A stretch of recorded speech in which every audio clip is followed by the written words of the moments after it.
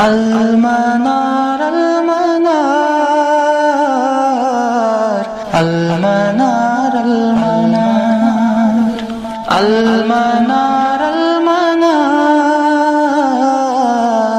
المنار المنار اے امین علم و فن، اے حکمتوں کے انجمن، تجھ پہ نازاں ہے چمن، تجھ پہ نازاں ہے چمن۔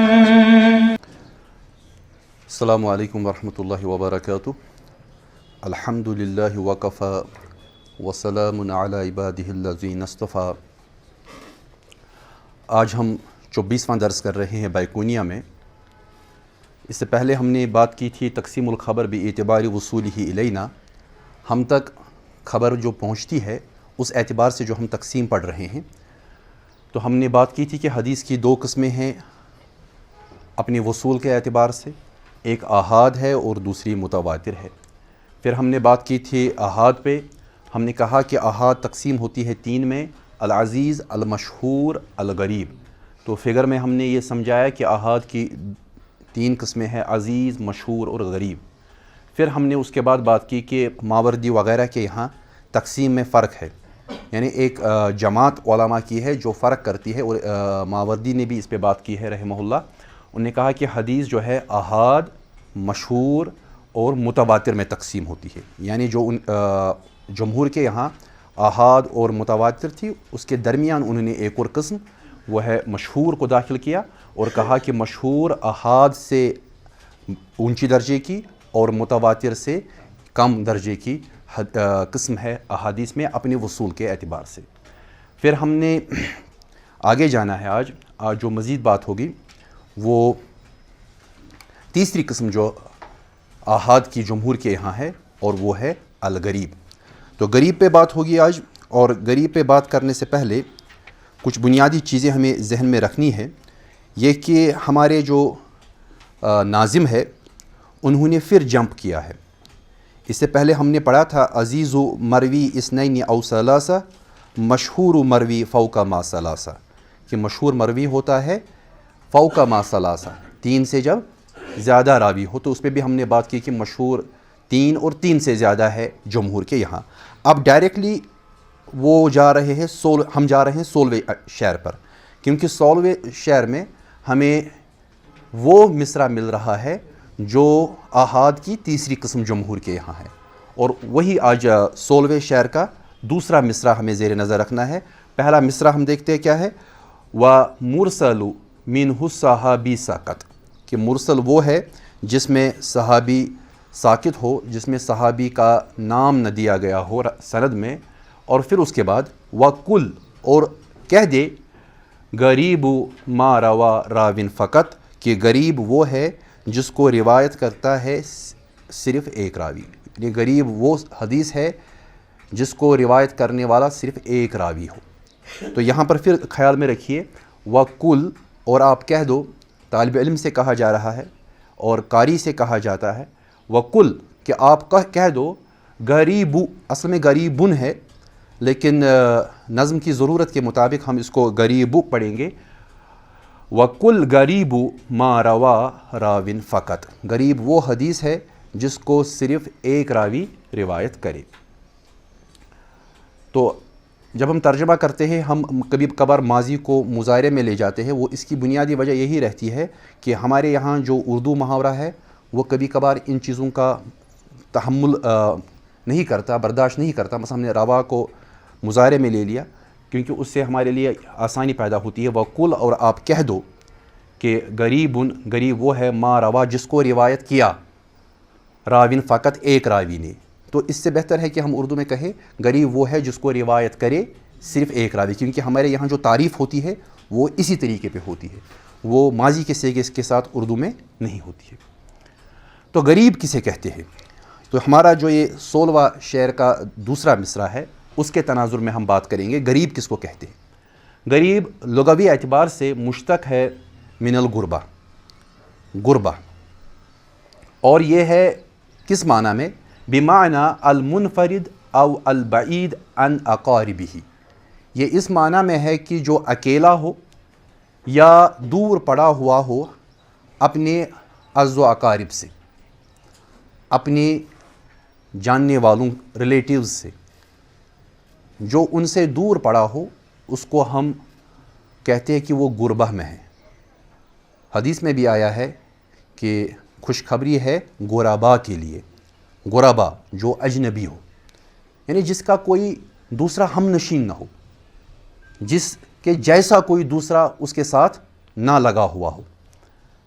والکلام الغریب، ہم کہتے ہیں کلام غریب، غریب کلام، تو غریب کلام کو کیا ہے؟ هو البعید عن الفہم، جو فہم سے دور ہو، یعنی جو سمجھ میں نہ آتا ہو۔ تو لغوی اعتبار سے ہمیں صرف ایک اندازہ ملتا ہے کہ اصطلاحی معنی کیا ہوگا، یہ قطعاً معنی نہیں رکھتا کہ لغوی معنی جو ہے وہی اصطلاحی معنی بھی، کبھی کبھار تو ایسا ہوتا ہے، لیکن یہ کوئی شرط نہیں کہ لغوی معنی میں جو لفظ استعمال ہو رہا ہے وہی اصطلاح معنی میں بھی اس کا معنی ہو، نہیں، یہ ضروری نہیں ہے۔ تو یہاں بھی آپ دیکھیے هو البعید عن الفہم، جو سمجھ سے دور ہو، اس کا قطعاً مطلب یہ نہیں ہے کہ غریب حدیث جو ہے وہ سمجھ کے خلاف یا سمجھ سے دور ہوتی ہے۔ البتہ لفظ غریب جب ہم استعمال کرتے ہیں کلام کے ساتھ تو اس کے معنی یہ بھی ہے، کسی شخص کے بارے میں کہا جائے کہ یہ اس کا کلام جو ہے غریب ہے۔ ہمارے یہاں خود ایسے الفاظ ہیں جن کو ہم غریب حدیث کہتے ہیں، کچھ الفاظ حدیث میں ایسے ہوتے ہیں جو بہت ہی غیر معروف ہوتے ہیں، تو ان کا معنی بھی ہمارے فہم میں نہیں آتا، تو اس پہ علماء نے کام کیا ہے۔ غریب الحدیث کے نام سے کتابیں آئی ہے ہمارے پاس امت میں، اور بہت ہی قدیم زمانے سے چل رہی ہے، جس میں ہمارے یہاں فقہا نے کام کیا، جس پہ ہمارے یہاں محدثین نے کام کیا، اور نحویوں اور ہمارے یہاں جو صرفی تھے انہوں نے کام کیا۔ فقہ اللغہ میں جو کام ہوا ہے اس پہ کام ہوا ہے، مثلا الاسیر کی مشہور ہے النہایہ غریب الحدیث میں۔ اکثر لوگ استعمال کرتے ہیں کہ حدیث کے وہ الفاظ جو بہت ہی نادر ہوتے ہیں اور رسول اللہ صلی اللہ علیہ وسلم نے استعمال کیے ہیں، امت اب ان الفاظ کو استعمال نہیں کرتی ہے، لیکن ان کے معنی جو ہے وہ محفوظ کیے ہیں اس امت نے غریب الحدیث کے نام پہ۔ تو مشہور کتاب اس کی جو ہے ابن الاسیر کی، اس کا نام ہی ہے النہایہ۔ والغریب فی البلد هو الذی لیس من اہلہا، اور غریب کون ہے کسی ملک میں؟ یہ وہ ہے، وہ شخص جو اپنے اہل سے دور ہو۔ جس ملک میں کوئی شخص گیا اور وہاں پر اس کا کوئی اپنا نہ ہو، اپنے اہل میں سے نہ ہو، اپنے اہل و عیال میں سے نہ ہو، تو اس کو بھی ہم غریب کہتے ہیں، جس کو ہم اجنبی کے معنی میں جانتے ہیں، انگریزی میں اسٹرینجر کہتے ہیں اس کو۔ تو اسٹرینجر، اب دیکھیے یہ کچھ اندازہ دے رہا ہے ہمیں کہ غریب حدیث کے اصطلاحی معنی سے کیا مراد ہو سکتا ہے۔ اصطلاحی اعتبار سے غریب کس کو کہتے ہیں؟ ہمارے ناظم نے جو بات کہی ہے یہاں پر وہی بات ہم لے رہے ہیں۔ اس سے پہلے جو احاد کی دو قسمیں تھی، عزیز اور مشہور، اس میں ہمارا اختلاف تھا ناظم سے، کیونکہ ناظم جو کچھ کہہ رہا تھا ابن حجر العسقلانی اور دوسرے علماء اس سے مختلف کہہ رہے تھے۔ تو ہمارے یہاں دو مختلف ٹرینڈز تھی عزیز اور مشہور کے حوالے سے، لیکن آج جو غریب ہم پڑھ رہے ہیں، ہمارا ناظم کہہ رہا ہے وَقُل، اور آپ کہہ دو غریب ما روا راوین فقط، کہ غریب وہ حدیث ہے جس کو صرف ایک راوی نے روایت کیا ہو۔ تو یہی ہم کہنے جا رہے ہیں اصطلاحاً ما تفرد به راوین واحد فی ای طبقۃ من طبقات السند۔ تھوڑا اس کو تفصیل کے ساتھ ہم بیان کر رہے ہیں جو کچھ امام بائقونی نے بیان کیا ہے۔ ما تفرد، تفرد کا معاملہ جو ہے، تفرد یا تفرد کہ یونیک ہو، اکیلا ہو، راوین واحد، ایک راوی، فی ای طبقۃ، فی ای طبقۃ، طبقات میں سے کسی بھی طبقے میں، من طبقات، طبقات میں سے کسی بھی طبقات میں، من طبقات سند، سند کے طبقات میں سے کسی بھی طبقے میں جب ایک راوی اکیلا ہو کوئی متن بیان کرنے میں، تو ایسی حدیث کو ہم غریب حدیث کہتے ہیں۔ تو زمانہ جو ہے سند کا، جو ٹائم لائن ہے سند کی، کہیں بھی کسی بھی سپاٹ پہ اگر راوی اکیلا پڑ گیا وہ بات بیان کرنے میں، اور ہم تک پہنچ رہی ہے یہ بات کہ فلاں زمانے میں، تابعین کے زمانے میں، تبع تابعین کے زمانے میں، صحابہ کے زمانے میں، یا ایون ان کے بعد تبع تابعین کے بعد بھی کسی بھی راوی کے زمانے میں ہم دیکھ رہے ہیں کہ ایک ہی راوی اس حدیث کو بیان کر رہا ہے، تو ہم کہیں گے کہ یہ حدیث غریب ہے۔ تو غریب اجنبی ہے، یعنی اپنے دوسرے روات کے ساتھ جب اس کو ہم دیکھتے ہیں تو یہ لگتا ہے کہ اپنے اہل سے دور ہے، یہ لگتا ہے کہ یہ اکیلا ہے، اس کا کوئی دوسرا ہمنشین اور ساتھ دینے والا بندہ نہیں ہے۔ اور غرابہ کس کو کہتے ہیں؟ غرابہ کہتے ہی ہے انفراد بعض الروات بالحدیث فی طبقۃ من طبقاتہ، انفراد اکیلا ہو جانا، منفرد ہو جانا بعض روات کا حدیث میں طبقات، اس کے طبقات میں سے کسی طبقے میں۔ تو یہ راوی جو ہے اکیلا ہو گیا، اس نے اپنے آپ کو اکیلا کیا، کس اعتبار سے؟ متن کے اعتبار سے۔ اس نے ایسا متن بیان کیا جو دوسرے لوگوں نے بیان نہیں کیا۔ تو اس چیز کا خیال رکھیے گا آپ، جب ہم نے گزشتہ سیریز میں اس کو پڑھایا تھا المختصر میں، تو وہاں پر ہم نے درس نمبر 13 میں تفصیل کے ساتھ اس پہ بات کی ہے، تو تفصیل کے لیے آپ اس کو دیکھ سکتے ہیں۔ اس کی مثال جو ہے وہ بہت ہی مشہور مثال ہے، ہم آئے دن اس کا استعمال کرتے ہیں۔ حدیث جو مشہور ہے امام بخاری کی، پہلی حدیث امام بخاری بیان کر رہے ہیں کہ سند کو دیکھ لیجئے، حدثنا، ہم سے بیان کیا الحمیدی نے، حمیدی نے جن کا پورا نام ہے الحمیدی عبداللہ ابن زبیر۔ تو عبداللہ ابن زبیر جو ہے وہ بیان کرتے ہیں امام بخاری سے، امام بخاری کے استاد ہیں۔ قال، اور حمیدی بیان کرتے ہیں حدثنا، ہم سے بیان کیا سفیان، سفیان نے، قال، سفیان کہتے ہیں حدثنا، ہم سے بیان کیا یحییٰ ابن سعید الانصاری نے، قال، یحییٰ کہتے ہیں اخبرنی، مجھے خبر دی، محمد ابن ابراہیم نے، التیمی جن کی نسبت ہے، انہو سمع علقمہ، کہ انہوں نے سنا علقمہ کو، علقہ ابن وقاص کو، اللیثی جن کی نسبت ہے، یقول، وہ کہتے تھے، سمعت، میں نے سنا، عمر بن الخطاب، حضرت عمر رضی اللہ تعالیٰ عنہ کو، علی المنبر، ممبر پر، قال، انہوں نے بیان کیا، حضرت عمر نے، سمعت رسول اللہ، میں نے سنا رسول اللہ صلی اللہ علیہ وسلم کو، یقول، کہتے ہوئے۔ اب کہتے ہوئے کیا سنا؟ وہ متن ہے۔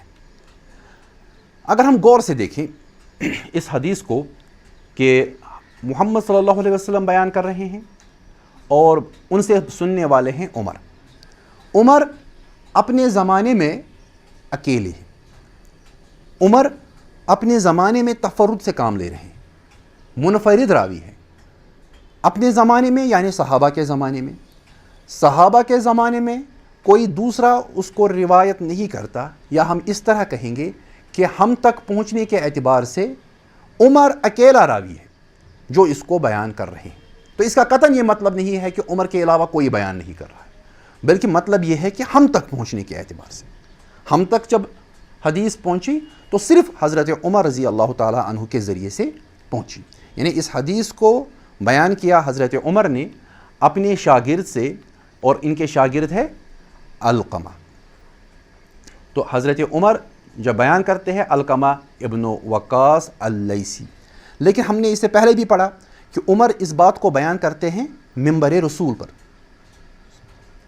جب حضرت عمر منبر سے بیان کر رہے ہیں، سننے والے تو صرف حضرت علقمہ نہیں ہوں گے، سننے والے بہت سے لوگ ہوں گے، لیکن ہم تک پہنچنے کے اعتبار سے، ہم تک جو ٹرانسمیشن ہوا ہے اس اعتبار سے صرف حضرت علقمہ بیان کر رہے ہیں، اور علقمہ جب اس کو سن رہے ہیں تو وہ بیان کرتے ہیں محمد ابن ابراہیم سے، اور اگین علقمہ کے ساتھ کوئی دوسرا نہیں اس کو بیان کر رہا ہے، ہم تک پہنچنے کے اعتبار سے۔ تقسیم ہماری ہے وہی، ہم تک پہنچنے کے اعتبار سے، جو ہم تک جو ٹرانسمیشن ہو رہا ہے۔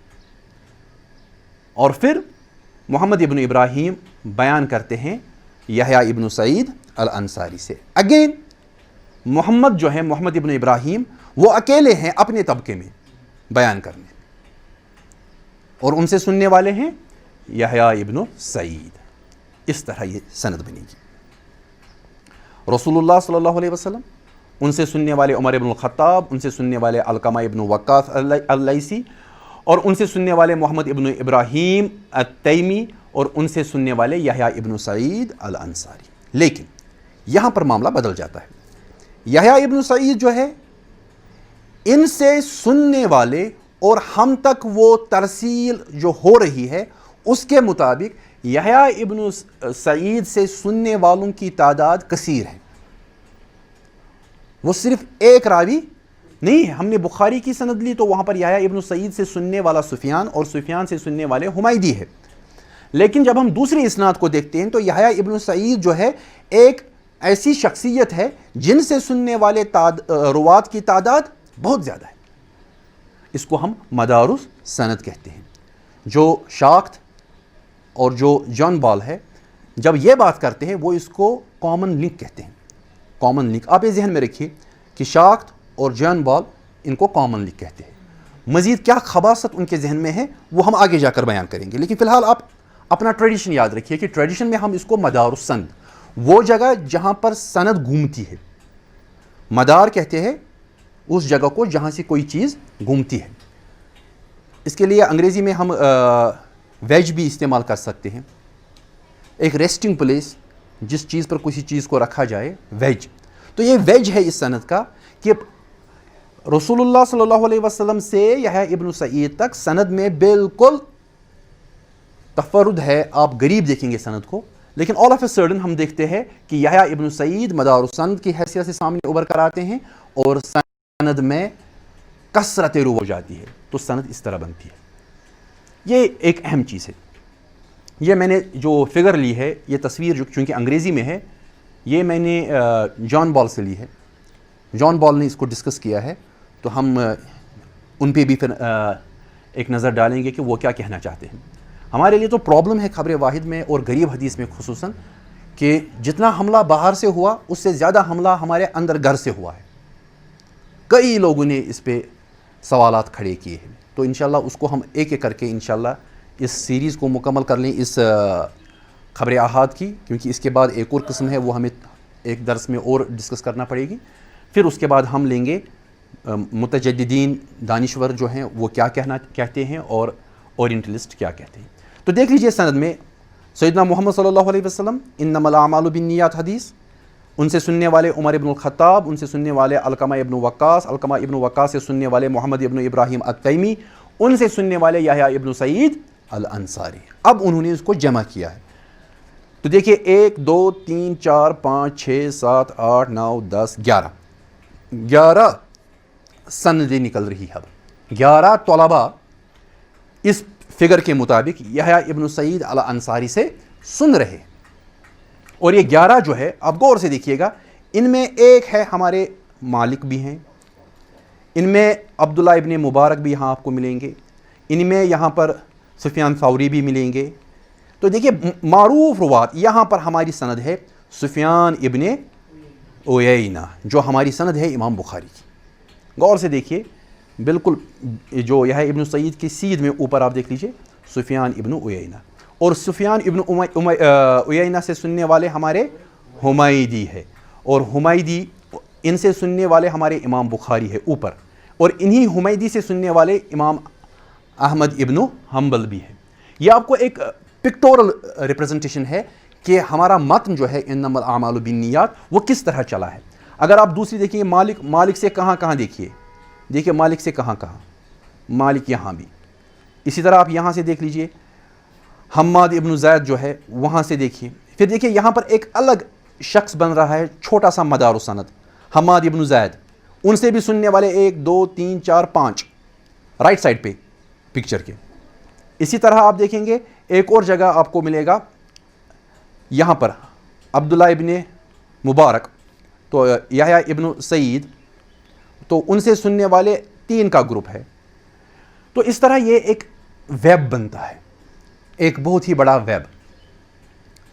اب مستشرقین نے तारीफ़ करने के बजाय इल्ज़ामात लगाना शुरू कर दिए हज़रत यहया इब्न सईद से। लेकिन समझना चाहिए, जिस तरह मैंने इसको समझा है, जब हम मदारुस सनद की बात करते हैं, वो असल में एक ऐसा शख्स है जिस शख्स ने एहतिमाम किया, तलबा को पढ़ाया, और पढ़ाना, वो एक जगह बैठे तलबा को पढ़ाया, तलबा को इस हदीस के बारे में इल्म दिया एक ऐसे वक्त तक कि उनके तलबा की कसरत हो गई। ये असल में वही मामला है। हम हज़रत उमर से वो चीज़ नहीं देखते। हज़रत उमर आ गए, मस्जिद में बयान फरमाया, कहीं वो इदारे में तो पढ़ाते नहीं थे, तो हम देखते हैं कि उनके यहाँ अलकमा, तो ये लिमिटेड, जिस तरह हज़रत अबू बकर सिद्दीक़ को आप देखते हैं कि उनसे रिवायत होने में रुवात की तादाद कम है। क्यों कम है? क्योंकि उनका ये काम नहीं था। तो मैंने इससे पहले भी आपको कहा है कि हदीस पढ़ना और पढ़ाना, जो शख्स हदीस पढ़ने और पढ़ाने के मैदान में आ गया, उनसे रुवात होंगे। हज़रत इमाम मालिक एक ही मजलिस में 60-60 हज़ार तलबा को पढ़ाते थे, लेकिन उनसे रिवायत करने वाले फिर 60 हज़ार तो नहीं है। अगर एक मजलिस में 60 हज़ार पढ़ाए, अगर 50 बार उन्होंने मुवत्ता पढ़ाई, तो देखिए कितने तलबा उनके होंगे। लेकिन जो रिवायत करने वाले हैं उनकी तादाद कम है। उसकी कई वजूहात है। एक ये कि उनके पास जो शागिर्द आए, जिन्होंने पढ़ा, फिर आगे जाकर उन्होंने क्या किया, उन्होंने कारोबार में हिस्सा लिया या उन्होंने पढ़ाने का काम जारी रखा, ये भी एक वजह है। दूसरी ये कि क्या उनकी रुवात की तरसील हम तक हुई, जो उन्होंने रिवायतें की, क्या उनकी तरसील हम तक हुई? ज़रूरी नहीं कि हर एक चीज़ की तरसील हम तक हो जाए। उसी चीज़ की तरसील होती है, वही चीज़ हम तक पहुँचती है जो चीज़ अल्लाह ताला की मंशा में हो कि उसको महफूज रखना है और जो दीन का हिस्सा हो। तो ये आप तस्वीर देख लीजिए, आप पर इस तस्वीर से कई मसाइल खुल जाएंगे इस सनद के एतबार से। तो अगर मैं ये कहूँ कि यहया इब्न सईद पर आकर ये सनद जो है मुतवातिर बन जाती है, तो बेजा नहीं होगा। और अगर मैं ये कहूँ कि उमर इब्न खत्ताब से यहया इब्न सईद तक ये सनद गरीब है, तो बिल्कुल वाज़ेह है। यानी एक ही सनद में आप चीज़ें देख रहे हैं, गुर्बत भी चल रही है और तवातुर भी चल रहा है। अब आगे चलते हैं। अक़सामुहु, इसकी किस्में, अल गरीब अल मुतलक औ अल फ़र्दुल मुतलक, दो किस्में हैं, दो नाम है एक किस्म के। इसकी दो किस्में हैं असल में गरीब की, एक तो है मुतलक और दूसरी है निस्बी। हमने ये गुज़श्ता दर्स में जो अल मुख्तसर है उसमें तफसील के साथ पढ़ा है। तो यहाँ आप देख लें कि गरीब मुतलक जो है, अल गरीबुल मुतलक, उसका एक नाम है अल फ़र्दुल मुतलक। इमाम इब्न हजर अस्क़लानी के यहाँ गरीब और फ़र्द एक ही माना में है, उनके यहाँ इसमें कोई फ़र्क नहीं है। हल्का फुल्का उन्होंने बयान किया है इस्तेमाल के एतबार से, लेकिन असल में उनके यहाँ गरीब और फ़र्द एक ही चीज़ है। तो आप गरीब मुतलक, एब्सोल्यूट गरीब किसको कहेंगे? हुआ मा कानत अल ग़राबतु फ़ी अस्ल सनदिही आई मा रवाहु राविन वाहिद फ़ी तबक़तिस सहाबा। ये वो हदीस है जिसमें गराबत हो सनद की असल में, सनद की जड़ में। सनद की जड़ क्या होती है? तबक़े सहाबा में। अस्लु सनद व हुवा तरफ़ुहुल लज़ी फ़ीहि सहाबी, ये वो तरफ होता है सनद का जिसमें सहाबी होता है। जब सनद की जड़ में गराबत आ जाए, जब सहाबी के ज़माने में हदीस में गराबत आ जाए, अब सनद में नीचे कितना ही तवातुर क्यों ना आ जाए, तो ये तवातुर काबिल एतबार नहीं है। असल में काबिल एतबार मिनिमम नंबर है। तो मिनिमम नंबर अगर हमने देखा उमर इब्न खत्ताब, अब उसके बाद अगर कितना भी हजूम क्यों ना हो रुवात का, उसको काबिल एतबार नहीं समझा जाएगा। काबिल एतबार सिर्फ इस कम सनद तादाद को समझा जाएगा। हम कहेंगे कि ये हदीस जो है अपनी सनद के एतबार से गरीब है, और वो भी गरीब मुतलक, एब्सोल्यूट, क्योंकि ऊपर वाला असर नीचे तक चला जाएगा। तो हज़रत सहाबा के ज़माने में सिर्फ हज़रत उमर ने इसको बयान किया। हम तक जो इतलात पहुँची है, तो हम ये कह सकते हैं इतलात के बुनियाद पर कि हज़रत उमर सिर्फ वाहिद शख्स है जिसने इस हदीस को बयान किया। लेकिन हमें यह भी पता है कि उमर ने मिंबर पर बयान किया, रसूलुल्लाह सल्लल्लाहु अलैहि वसल्लम ने भी बयान किया सहाबा की जमात में। तो सुना तो बहुत से लोगों ने। यही वजह है कि जब उमर ने बयान किया रज़ी अल्लाह ताला अन्हु, तो किसी ने एतराज़ नहीं किया कि आप क्या कह रहे हैं, ये तो रसूलुल्लाह सल्लल्लाहु अलैहि वसल्लम ने बयान नहीं फरमाया था। यानी उनको भी पता था कि जो कुछ हज़रत उमर बयान कर रहे हैं ये असल में हक़ है, रसूलुल्लाह सल्लल्लाहु अलैहि वसल्लम ने इसको बयान फरमाया था। इसकी मिसाल यही हदीस है जो हज़रत उमर रज़ी अल्लाह ताला अन्हु ने बयान फरमाई کہ رسول اللہ صلی اللہ علیہ وسلم نے بیان فرمایا کہ انما الاعمال بالنیات، اس پہ ہم نے بحث کی ہے۔ اب دوسری قسم اس کی الغریب النسبی، ریلیٹیولی جو ہوتی ہے غریب، یہ اصل میں ریلیٹڈ ہوتی ہے ایک خاص راوی سے، تو اس بنیاد پر اس کا نام ہے الغریب النسبی۔ ہوا ما کانت الغرابہ فی اثناء السند، یہ وہ قسم ہوتی ہے جس میں غرابت ہو سند کے دوران، اصل السند میں نہیں بلکہ سند کے دوران۔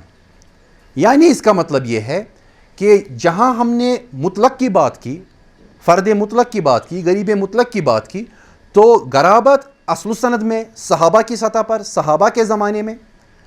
اب اگر غرابت بیچ سند میں یا سند کے آخری حصے جو مصنف کی طرف ہوتا ہے، جو حدیث کتاب میں لکھتا ہے، اس کی طرف غرابت ہے، تو ہم کہتے ہیں کہ یہ غریب جو ہے غریب نسبی ہے۔ تو غربت ہونے کے اعتبار سے کہ سند میں کہاں کہاں غربت ہو سکتی ہے، ہم 3 بنیادی جگہیں جانتے ہیں۔ ایک تو ابتدائی سند میں، دوسرا وسط سند میں، اور تیسرا انتہائی سند میں۔ یعنی یا تو صحابہ کے درجے میں ہوگا، یا بیچ میں روات میں کہیں نہ کہیں غربت آ جائے گی سند میں، یا جو لاسٹ طرف ہے جہاں پر ہمارا مصنف ہے جو حدیث کو ریکارڈ کر رہا ہے، اس کی طرف کہیں پر غرابت آ جائے گی۔ تو ہم یہاں پر دیکھیں گے اس کی مثال مشہور ہے، حدیث مغفر جو ہے وہی اس کی مثال ہے۔ اس کو امام بخاری نے بیان کیا ہے، حدیث نمبر 4286، 4286۔ تو یہ حدیث نمبر ہے کہ امام بخاری بیان کرتے ہیں، حدثنا، ہم سے بیان کیا، یحییٰ ابن قزعہ، ان کے استاد ہے یحییٰ ابن قزعہ نے ہم سے بیان کیا، قال، وہ بیان کرتے ہیں، حدثنا، کہ ہم سے بیان کیا مالک نے، کہ ہم سے بیان کیا امام مالک نے۔ تو وہ بیان کرتے ہیں ان ابن شہاب، تو وہ بیان کرتے ہیں امام زہری نے ہم سے، ابن شہاب جو ہیں وہ امام زہری ہیں، کہ ہم سے بیان کیا امام زہری نے، اور وہ بیان کرتے ہیں کس کی بنیاد پر؟ ان انس ابن مالک، حضرت انس ابن مالک جو خادم رسول صلی اللہ علیہ وسلم تھے، تو ان سے بیان کرتے ہیں رضی اللہ عنہ، ان النبی، کہ نبی صلی اللہ علیہ وسلم نے بیان فرمایا کہ نبی صلی اللہ علیہ وسلم جو تھے، دخل مکہ یوم الفتح، کہ فتح مکہ کے دن جب وہ رسول اللہ صلی اللہ علیہ وسلم مکہ میں داخل ہوئے، وعلی رأسہ المغفر، تو ان کے سر مبارک پر مغفر تھا۔ مغفر کہتے ہیں خود کو، جس کو ہم ہیلمٹ کہتے ہیں، جو اکثر آپ دیکھتے ہیں کہ جنگوں میں قدیم زمانے میں جو استعمال ہوتی تھی ہیلمٹ، تو یہ رپورٹ کر رہے ہیں حضرت انس ابن مالک۔ یہ رسول اللہ صلی اللہ علیہ وسلم کا قول نہیں ہے، یہ رسول اللہ صلی اللہ علیہ وسلم کی تقریر نہیں ہے، بلکہ رسول اللہ صلی اللہ علیہ وسلم کا ایک خاص زمانے میں ایک عمل ہے۔ تو اس سے بھی ہمیں ایک اندازہ ملتا ہے، جب سیرت والے سکالرز کو دیکھیں گے اس حدیث کو، یعنی رسول اللہ صلی اللہ علیہ وسلم جنگ کی نیت سے آئے تھے، جنگ نہیں ہوئی وہ بات دوسری ہے، لیکن جو پہناوا رسول اللہ صلی اللہ علیہ وسلم کا تھا وہ مغفر تھا۔ تو مغفر کا مطلب کہ وہ جنگی ٹوپی پہنے ہوئے تھے، اور اپنے آپ کو وہ ظاہر کر رہے تھے کہ ہم جنگ کے ارادے سے آئے تھے، جو ہمیں پتہ ہے سیرت کی کتابوں میں بعد میں معاملہ پلٹ گیا اور جنگ کی ضرورت نہیں پڑی۔ یہ حدیث جو ہے، اس کو روات جب روایت کرتے ہیں حضرت انس ابن مالک، ابن شہاب وغیرہ، اور یہ حدیث معروف ہے کیونکہ رسول اللہ صلی اللہ علیہ وسلم چل رہے تھے، غالباً عبداللہ ابن رواحہ نکیل پکڑے ہوئے تھے رسول اللہ صلی اللہ علیہ وسلم کی سواری کے، وہ اشعار پڑھتے جا رہے تھے، رسول اللہ صلی اللہ علیہ وسلم مغفر پہنے ہوئے اور جھکے ہوئے تھے اپنی سواری پہ، لوگ دیکھ رہے ہیں۔ یہ صرف حضرت انس نہیں دیکھ رہے ہیں بلکہ ایک تعداد دیکھ رہی ہے لوگوں کی، اور ابن شہاب سے بھی بیان، ان کے زمانے میں بھی اس حدیث کو کثرت سے بیان کیا گیا ہے۔ لیکن جب ہم مالک پہ پہنچتے ہیں تو مالک اپنے زمانے میں اکیلے پڑ گئے۔ اب دیکھیے یہ غرابت آ گئی اسنا میں، دوران سند، تو دوران سند جب غرابت آ جائے تو ہماری تعریف کہتی ہے کہ جب اسناء سند میں غرابت آ جائے تو یہ حدیث جو ہے غریب نسبی کہلائے گی۔ تو نسبت کے اعتبار سے یہ مالک کی وجہ سے غریب آ گئی، کیونکہ مالک کے ساتھ کوئی دوسرا راوی اس کو بیان نہیں کر رہا ہے۔ تو حدیث کی دو بڑی قسمیں جو ہم نے پڑھی، ایک وہ جس کی اصل میں غرابت ہو، اور دوسری وہ جس کی اثناء سند میں، دوران سند میں غرابت آ جائے۔ جب غرابت دوران سند آ جائے تو ہم اس کو نسبی کہتے ہیں، کیونکہ اس کی نسبت ایک خاص راوی کے ساتھ ہوتی ہے۔ اب یہاں پر ایک اور چیز سمجھنی ہے، وہ یہ کہ نسبتیں مختلف ہوتی ہیں۔ کبھی کبھار نسبت جو ہے وہ خاص کسی راوی کے ساتھ ہوتی ہے کہ اس راوی سے اس حدیث کو کسی اور نے بیان نہیں کیا، راوی الف۔ یہ ضروری نہیں کہ راوی ثقہ ہو، ممکن ہے کہ وہ راوی ضعیف ہو۔ کبھی کبھار کسی خاص جماعت سے تعلق رہتا ہے، مثلا اس حدیث کو بیان کرنے والے صرف مدنی ہیں، تو ایک خاص جماعت کے ساتھ تعلق رہا، اس کو ہم نے مقصور کیا، اس کو ہم نے قید کیا ایک خاص جماعت کے ساتھ۔ کبھی کبھار کہ اس حدیث کو بیان کرنے والے صرف وہ شخص ہیں جنہوں نے فلاں سے اس کو حدیث کو سنا۔ تو یہ نسبتیں جو ہیں جس کی بنیاد پر ہم کسی حدیث کو باندھ دیتے ہیں، اس میں غرابت آ جاتی ہے کہ یہ حدیث جو ہے فلاں شخص نے بیان کی اور ان سے بیان کرنے والا کوئی دوسرا نہیں ہے۔